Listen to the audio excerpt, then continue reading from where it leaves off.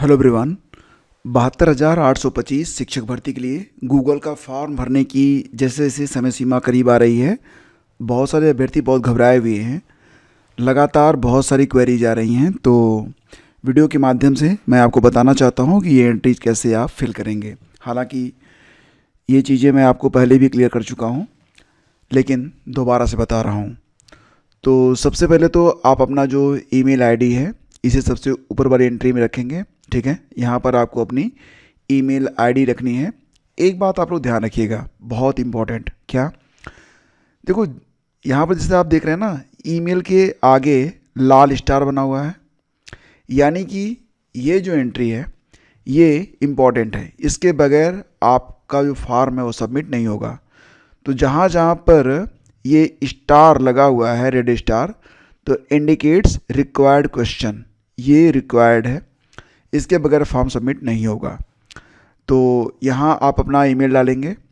Second column में है whether present in the previous list 14,851 या 16,417। तो अगर आप 14,851 या 16,417 वाली जो लिस्ट आई थी उसमें आप हैं तो यहाँ आप यस करेंगे, और अगर नहीं हैं तो आप यहाँ पर नो करेंगे। ठीक है। तो तीसरी बात, यहाँ पर आप अपना नाम डालेंगे। इसके आगे भी लाल स्टार लगा हुआ है, तो ये कंपलसरी है। फादर नेम कंपलसरी है। टीटी का रोल नंबर ये कंपलसरी है। टीटी का रोल नंबर जब आप लिखेंगे तो यहाँ पर आप इस प्रकार से लिखिएगा कि यहाँ पर आप लिख सकते हैं इस प्रकार से UPTT स्पेस 2011, और इसके बाद जो भी आपका रोल नंबर है उसको आप यहाँ पर लिख सकते हैं। ठीक है ना, इस फॉर्मेट में लिखिए। और नेक्स्ट है कि आपके कितने मार्क थे, तो जो भी आपका मार्क हो उसको आप यहाँ पर फिल करेंगे। कैटेगरी ये भी इम्पॉर्टेंट है, जहाँ जहाँ पर रेड स्टार है सारे जो यहाँ पर एंट्रीज हैं ये बहुत इंपॉर्टेंट हैं।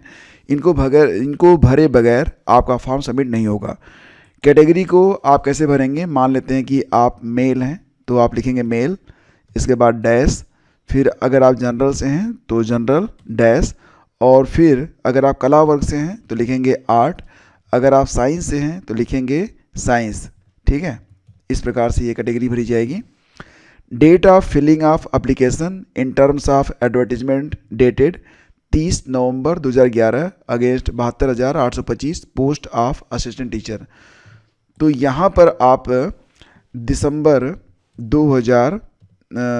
2011 की वो तारीख डालेंगे जिस तारीख को आपने अपना फॉर्म सबमिट किया था, यानी कि भेजा था बाई पोस्ट। अब हो सकता है कि आपने एक से अधिक ज़िले में आवेदन किया हो और आपके पास कोई रिकॉर्ड ना हो, तो ऐसी परिस्थिति में आप दिसंबर 2011 की तारीख यहाँ पर डाल सकते हैं, कोई भी तारीख। ठीक है। नेक्स्ट है दोस्तों आपका यहाँ पर, हाँ एक बात ध्यान रखिएगा कि कोई भी तारीख, मतलब इसके पहले जिस तारीख का उपयोग आप पहले भी कर चुके हैं प्रेजेंट प्रोसीडिंग वाले में, वही तारीख डालिएगा। ठीक है, ऐसा ना हो कि इसमें तारीख अलग हो उसमें तारीख अलग हो। खैर ये इंपॉर्टेंट नहीं है क्योंकि यहाँ पर रेड स्टार नहीं है। ठीक है, अगर आप इसको नहीं भी लिखेंगे देन फिर भी आपका जो फॉर्म है सबमिट हो जाएगा। इसके बाद देखिए यहाँ पर कहा गया कि applicant petitioner number respondent number in case number field before final judgment dated 25 July 2017 passed by this honourable court first date of filling. तो देखो दोस्तों यहाँ पर क्या है कि यहाँ पर कहा जा रहा है कि पहली तारीख, यानी कि फर्स्ट डेट ऑफ फाइलिंग आपसे पूछा जा रहा है। तो यहाँ पर 2017 25 जुलाई 2017 से पहले जब आप याची बने थे उसकी पूरी डिटेल आपको यहाँ पर देनी है। ठीक है, तो डिटेल में क्या क्या आपको देना है, देखो जो भी जानकारी आपके पास उपलब्ध हो वो सारी जानकारी आप यहाँ पर दे सकते हैं। और प्रेजेंट प्रोसीडिंग में अगर आप हिस्सा हैं तो उसके बारे में जानकारी आपको यहाँ पर देनी है। कॉन्टैक्ट नंबर ये रिक्वायर्ड है, यानी कि इसके बगैर फॉर्म सबमिट नहीं होगा। इसके बाद जब आप फॉर्म सबमिट करेंगे तो ये मैसेज आपको शो होगा, UPTT post 16 December 2025, your response has been recorded. ठीक है ना, तो इसके बाद मतलब इसका ये निकलता है कि आपका फॉर्म सबमिट हो चुका है। बस यही कितना ही करना है।